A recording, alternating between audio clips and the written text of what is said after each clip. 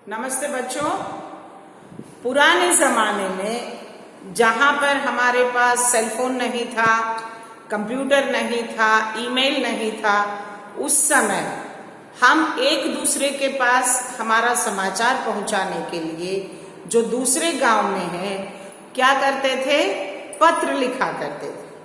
पहले पहले ये पत्र कबूतरों के पैरों को बांधकर कबूतरों की सहायता से एक जगह से दूसरी जगह पर पहुंचाए जाते थे। ये कबूतर शिक्षित होते थे, ट्रेंड होते थे। लेकिन धीरे धीरे पोस्टल आया, डाकघर निकले, तो अब डाकिया पत्र भेजता लेकर आता है।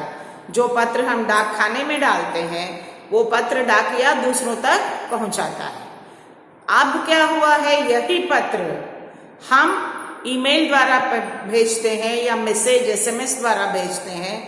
तो आज हम वो पुराने वाले पत्र लेखन सीखेंगे जहां पर हम लोग आपसी पत्राचार, आपसी समाचार एक दूसरे को भेजते थे। तो पत्र लेखन का अर्थ क्या है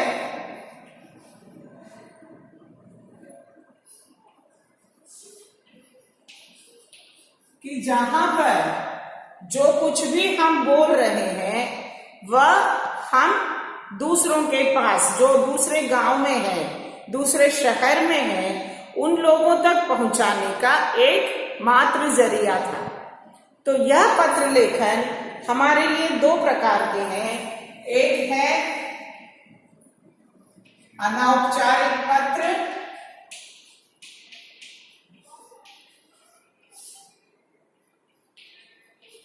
और दूसरा औपचारिक पत्र।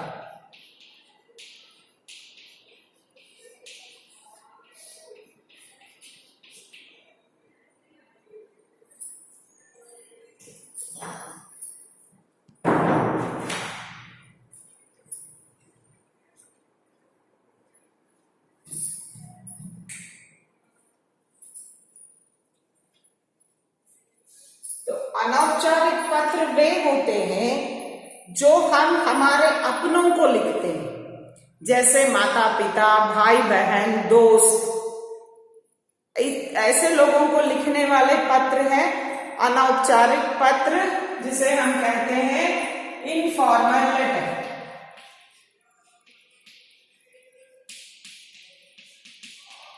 और औपचारिक है कार्यालयीय पत्र, ऑफिशियल, जो हम हमारे अधिकारी या दूसरे किसी कार्यालय के कार्य पर लिखते हैं, वो है औपचारिक पत्र, ऑफिशियल लेटर। तो इनफॉर्मल लेटर या अनौपचारिक पत्र में कोई औपचारिकताएं नहीं होती। मतलब क्या है, इनफॉर्मल, हम कोई फॉर्मेलिटीज इसमें फॉलो नहीं करते, सिर्फ बहुत कम फॉर्मेलिटीज होती हैं। जैसे देखिए, आप जब पत्र लेखन का प्रश्न दिया गया है, आप क्या करेंगे, एक हेडिंग लिखेंगे, पत्र लेखन, और उसके बाद आपको बनाना है बॉक्स, और इस बॉक्स में सब कुछ आप मार्जिन की तरफ ही लेंगे जिस तरह से आप इंग्लिश में ले रहे हैं। केवल डेट आप कहीं भी डाल सकते हैं। तो तिथि यहां पर हम डाल रहे हैं,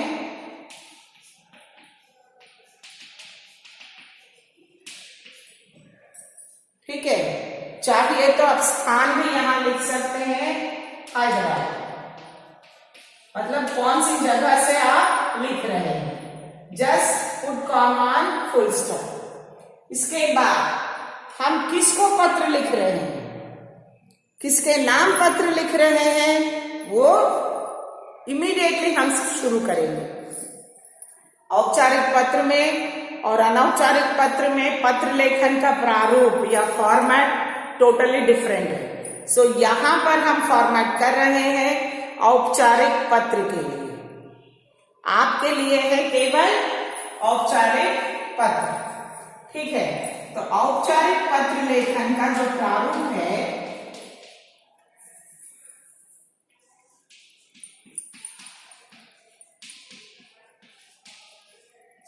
पहले आप तिथि और स्थान डालेंगे और उसके बाद समझिए, यदि आप अपने पिता को पत्र लिख रहे हैं तो पिता के लिए हमेशा हम लिखेंगे आदरणीय, माता के लिए प्रिय, बहन भाइयों के लिए प्रिय, दोस्त के लिए प्रिय। लेकिन पिता या दादा, उन पर दादा जो भी पिता के स्थान से ऊपर है या पिता है, उनके लिए हम लिखेंगे आदरणीय पिताजी। ये लाइन से थोड़ा नीचे को लीजिए।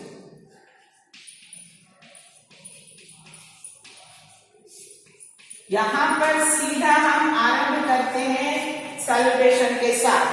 ऊपर कोई एड्रेस, किसी पता की जरूरत नहीं है। और उसके बाद आपके पत्र लेखन में जो प्रश्न दिया गया, जैसे देखिए आपको दिया जाता है माता के सेहत के बारे में पूछिए, या आपको कहीं जाना है पाठशाला की तरफ से बिहार यात्रा के लिए पैसे मांगिए, या फिर आपकी पाठशाला की फीस भरनी है इसके लिए पैसे मांगिए। ये प्रश्न में जो कुछ भी विषय दिया उसे हम लिखेंगे। तो पहले हम क्या लिखते हैं, आदरणीय पिताजी कॉमा, और उसके बाद सादर प्रणाम। प्रणाम आपको लिखना ही है, फुल स्टॉप। देन मैं यहां कुशल हूं, क्योंकि ये पिताजी है, आपकी कुशलता उनके लिए बहुत बहुत मायने रखता है।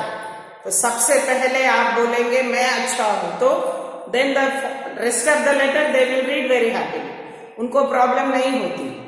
यहां जब आप कुशलता नहीं लिखोगे, कहीं नीचे लिखोगे, तो बाकी सब जो कुछ भी आपने लिखा उनके दिमाग में नहीं चलता। सबसे पहले उनके लिए है आपकी कुशलता पूरी महत्व रखता है। तो फर्स्ट वर्ड आप लिखेंगे मैं कुशल हूं। यहां पर एक छोटी कहानी मैं आपको बताना चाहूंगी। जब हनुमान जी ने सीता को ढूंढा था, लंका में सीता को ढूंढा, लंका दहन किया, और फिर वापस श्री राम के पास जब वो पहुंचे तो श्री राम बड़ी उत्सुकता से वो बैठे हुए थे, सोचते हुए कि क्या हुआ, कहाँ है सीता।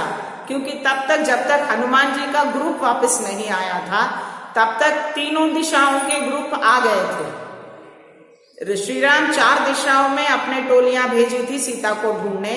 दक्षिण की तरफ हनुमान गए थे, लंका की तरफ। तो बाकी 3 दिशाओं से लोग वापस आ गए।